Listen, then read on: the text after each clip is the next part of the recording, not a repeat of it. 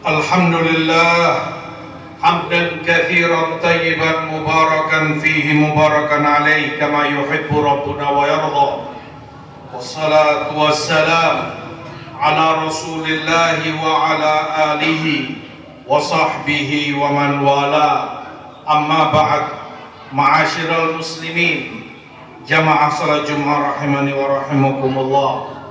Sesungguhnya Allah subhanahu wa ta'ala dengan hikmahnya menjadikan hambanya, ia bedakan dalam penciptaannya, sebagaimana pula Allah bedakan mereka dalam rizki yang Allah bagikan kepada mereka. Dan Allah hakim, maha bijaksana dalam segala perbuatannya, maha bijaksana dalam semua hukum yang telah ia tetapkan, maha bijaksana dalam setiap ketetapan dan takdirnya. Firman Allah dalam Zukhruf 32, ahum yaksimuna rahmata rabbik nahnu qasamna bainahum ma'isyatahum fil hayatid dunya wa rafa'na ba'dahum fawqa ba'din darajat liyattakhidha ba'dahum ba'dan sukhriya wa rahmatu rabbika khairun mimma yajma'un. Allah katakan, apakah mereka yang membagi-bagikan rahmat Rabbmu? Kami Allah yang membagikan rahmat itu di antara mereka manusia. Kehidupan mereka di dunia ini kami yang bagi-bagi. Kami angkat sebagian mereka lebih tinggi derajatnya dari sebagian yang lain. Kata Imam Al-Baghawi rahimahullah, yang dimaksud derajat di dalam ayat ini adalah kekayaan dan harta. Allah jadikan sebagian dari mereka lebih kaya, lebih berharta dibanding yang lain. Sebagian yang lain lebih miskin, lebih rendah taraf ekonominya. Semua itu hikmah yang Allah inginkan pada hambanya. Firman Allah, liyattakhidha ba'duhum ba'dan sukhriya, agar sebagian mereka membantu sebagian yang lainnya. Kehidupan manusia menuntut adanya yang semacam itu, tidak bisa tidak. Yang ini, si kaya dengan hartanya butuh pembantu, butuh pekerja, maka dengan hartanya dia membayar. Yang ini mungkin ekonominya rendah, tapi butuh harta dari si kaya, dia perbantukan dengan tenaganya, dia perbantukan dengan jasanya, dan yang semisal itu. Sukhriya, manusia tanpa disadari sebagiannya adalah pembantu bagi yang lainnya. Yang ini membantu dengan harta, yang itu membantu dengan tenaganya. Wa rahmatu rabbik, dan rahmat Rabbmu lebih baik dari segala yang mereka kumpulkan. Ma'asyiral muslimin rahimani wa rahimakumullah.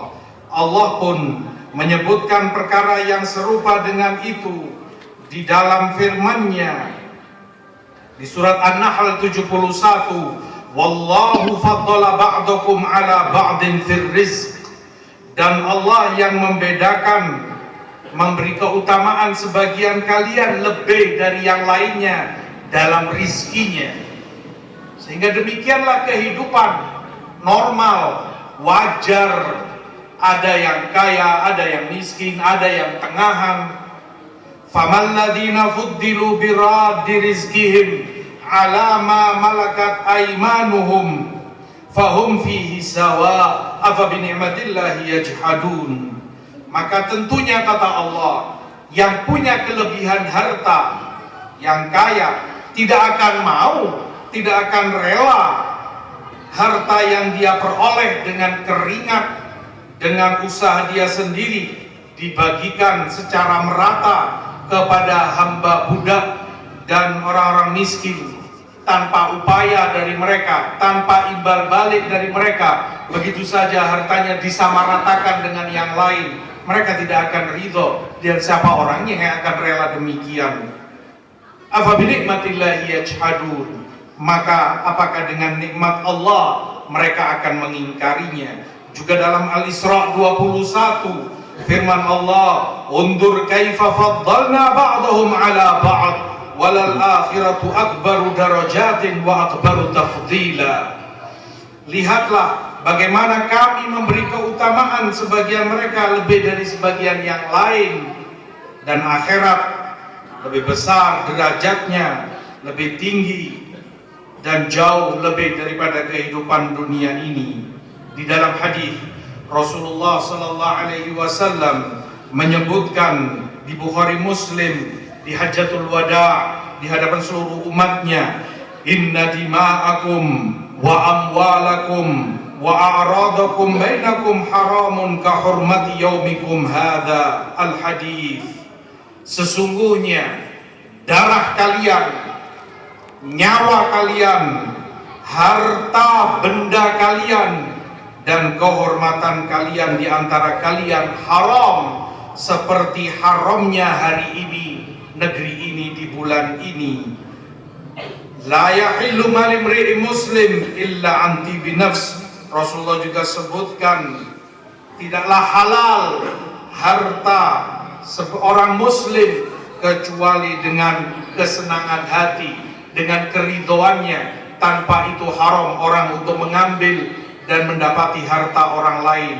Firman Allah, ya ayyuhalladzina amanu la ta'kulu amwalakum bainakum bil batil illa an takuna tijaratan an taradhim minkum. Dalam An-Nisa 29, wahai orang-orang yang beriman, janganlah kalian makan harta benda di antara kalian dengan cara batil, karena yang Allah halalkan kalau itu dengan cara niaga, perdagangan, dan itu pun dengan saling ridho antara si penjual dan si pembeli. Demikianlah Islam begitu mulia, menjadikan harta benda hak paten yang begitu terhormat bagi setiap pemiliknya. Rasulullah SAW menyebutkan dima'akum wa amwalakum haram, nyawa kalian dan harta kalian haram atas kalian, tidak boleh kalian ambil kecuali dengan haknya. Disejajarkan oleh Rasulullah antara nyawa dan harta. Para ulama sebutkan karena keduanya adalah penopang utama kehidupan, keduanya adalah bahan dasar untuk manusia itu bisa menjalankan hidupnya dengan mulia dan baik. Ada nyawa, terjaga keselamatannya; ada harta, terjaga keamanannya. Tidaklah diambil kecuali dengan saling ridho dan saling menyenangi.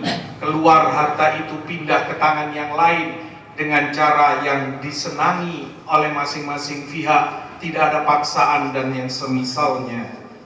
Hadirin jamaah sekalian rahimani wa rahimakumullah, Islam menganjurkan setiap umatnya untuk berusaha, banting tulang, bekerja untuk menghidupi dirinya.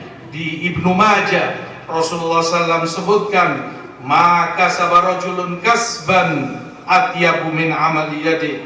Tidak ada pekerjaan bagi seorang hamba yang lebih baik baginya dari hasil tangannya sendiri. Yang dimaksud hadis, Rasulullah menganjurkan umatnya untuk tidak bergantung kepada orang lain, untuk tidak iri dengan apa yang dimiliki orang. Fulan lebih kaya, fulan dari golongan tinggi, kelas ekonominya begitu tinggi.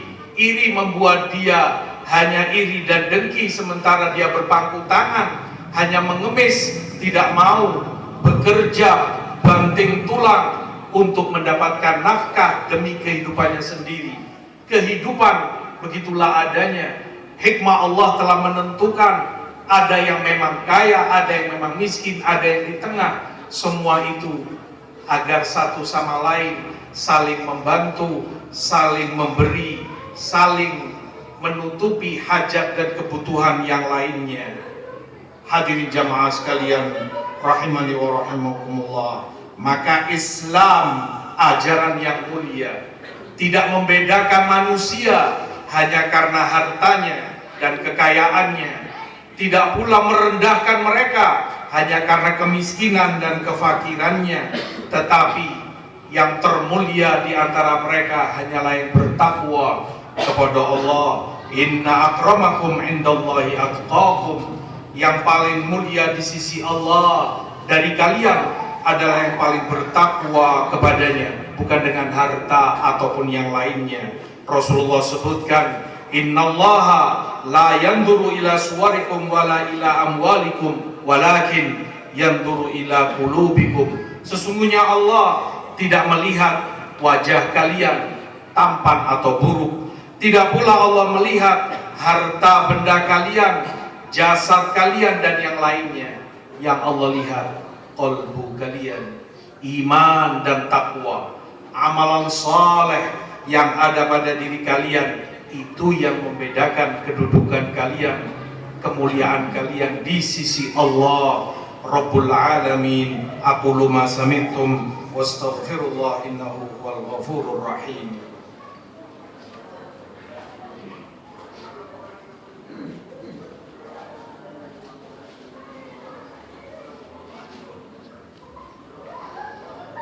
Alhamdulillah wassalatu wassalamu ala Rasulillah wa ala alihi wa sahbihi wa man wala.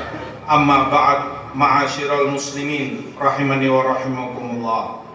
Demikianlah agama yang kita cintai ini, Islam yang Allah turunkan kepada Rasulnya, Quran dan sunnah Rasulullah sallallahu alaihi wasallam, mempertemukan manusia dengan berbagai perbedaan kelas yang ada di antara mereka. Dalam musim haji, yang melakukan ibadah haji tidak bisa Anda membedakan mana yang kaya, mana yang miskin, bahkan mana yang pemimpin, mana yang dipimpinnya. Semua sama, berpakaian sama, dalam ibadah yang seragam pula. Begitu pula dalam sholat 5 waktu, mereka berdatangan ke masjid menjalankan sholat berjamaah, sama sejajar, satu shaf antara yang kaya maupun yang miskin dan yang semisalnya. Di dalam syariat ini pula banyak perkara yang dengannya dihubungkan erat antara yang kaya maupun yang miskin. Islam syariatkan kepada mereka adanya zakat dengan berbagai bentuknya, zakat hewan ternak, zakat dari harta yang dia simpan, zakat emas, zakat perak, zakat buah-buahan, pertanian dan lain-lainnya, agar rata hasil dari harta itu dirasakan pula oleh yang miskin. Islam pula mensyariatkan sedekah, infak dari yang berkecukupan kepada yang kekurangan ekonominya. Islam pula mensyariatkan kafarah sebagai penghapus dosa dari berbagai bentuk amalan maksiat.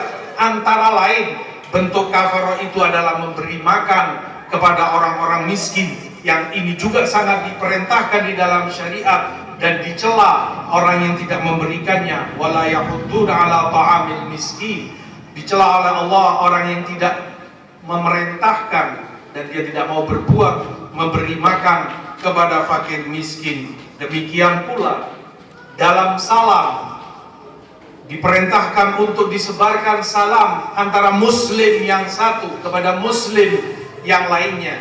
Bahkan Rasulullah ajarkan warraqib alal mashi, hendaknya yang mendahului mengucapkan salam adalah yang berkendaraan kepada yang berjalan kaki. Yang berkendaraan lebih punya harta, lebih kaya. Yang berjalan mungkin ekonominya kurang cukup. Agar yang ini tidak sombong, tidak congkak dengan harta lebih yang dia punya, Rasul ajarkan dia yang memulai memberi salam kepada saudaranya muslim yang dengan berjalan kaki. Demikian mulianya ajaran Islam yang Allah turunkan kepada Rasulnya sallallahu alaihi wasallam. Maka Islam bukan kapitalisme yang sama sekali tidak mengacuhkan hak-hak orang miskin, yang menganggap orang-orang borjuis dan yang kaya raya kelasnya lebih tinggi dan tidak bisa disamakan dengan yang miskin, sehingga terjadi jurang pemisah di masyarakat antara yang kaya dengan yang miskin. Islam tidak demikian. Namun pula Islam bukan sosialisme, komunisme yang hendak menyamaratakan semua hak milik manusia.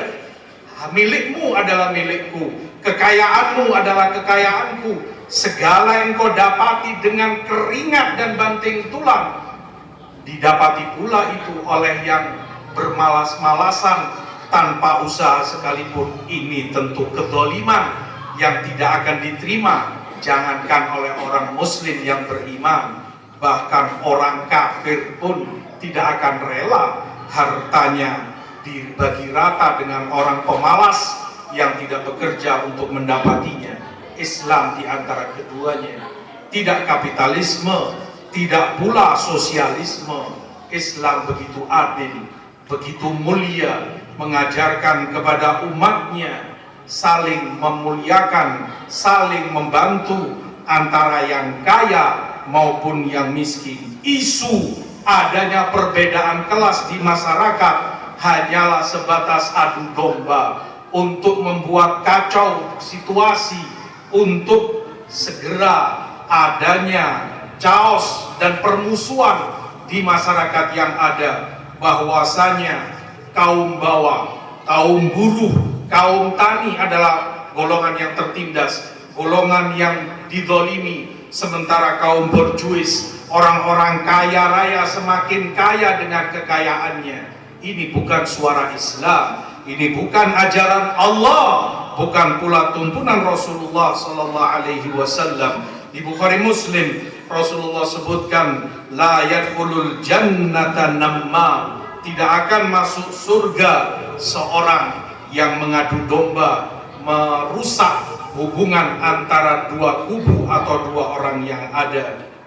Hadirin jamaah sekalian rahimani wa rahimakumullah, manusia pada dasarnya di dalam dirinya ada keinginan dan kecenderungan untuk melampaui batas. Kalla innal insana la yatgha ar-ra'ahu istaghna. Manusia itu ingin melampaui batas ketika dia melihat dirinya sudah berkecukupan, padahal semua ini kehidupan dunia Allah yang ciptakan untuk ibadah dan ketaatan kepadanya. Wa ma khalaqtul jinna wal insa illa liya'budun. Dan tidaklah aku ciptakan jin dan manusia semua kecuali agar mereka beribadah kepadaku. Allah mencela mereka yang mengingkari dan tidak beriman terhadap adanya Sang Pencipta. Firman Allah dalam At-Tur 35, am khuliqu min ghairi syai'in am humul khaliqun. Apakah mereka diciptakan begitu saja tanpa sesuatu, atau mereka sebagai penciptanya? Logika yang dipertanyakan oleh Allah kepada mereka yang masih mau berakal dan punya fitrah yang suci. Apakah mereka diciptakan begitu saja? Yang mereka yakini bahwa semua ini kehidupan adalah materi, dan materi itu yang menciptakan segalanya. Faya subhanallah, akal dan logika mana, rasio siapa yang bisa menerima hal yang semacam ini, terlebih fitrah dan iman pada seorang hamba. Jika saja seseorang dinyatakan kepadanya urusan kecil, jangan manusia yang terlalu berat dan terlalu besar ciptaannya, urusan kecil, pakaian yang kita pakai, kita katakan, dari mana ini pakaian? Ya tiba-tiba saja terjadi demikian. Kancingnya datang, benangnya datang, entah bagaimana, tiba-tiba terbentuklah pakaian dan kemudian kita gunakan. Tidak ada tukang jahitnya, tidak ada pabrik yang membuat kainnya, dan seterusnya. Orang waras mana yang bisa membenarkan ungkapan semacam ini? Ini baru bahan kecil, baru barang yang sepele. Bagaimana manusia yang begitu sempurna ciptaannya, punya pendengaran, punya penglihatan, ucapan, akal, pikiran, dan dalam jasadnya yang begitu rumit dan serba istimewa, sempurna, Allah ciptakan.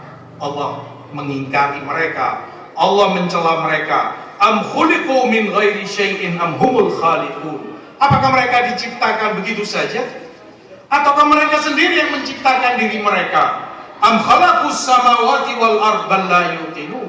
Ataukah sekalian kata Allah, merekakah yang menciptakan langit dan bumi?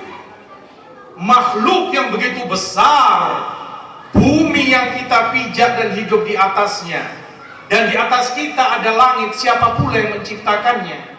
Ciptaan yang begitu besar dan luar biasa, tidak ada sedikit pun goncangan padanya, tidak ada kesalahan sedikit pun dalam penciptaannya.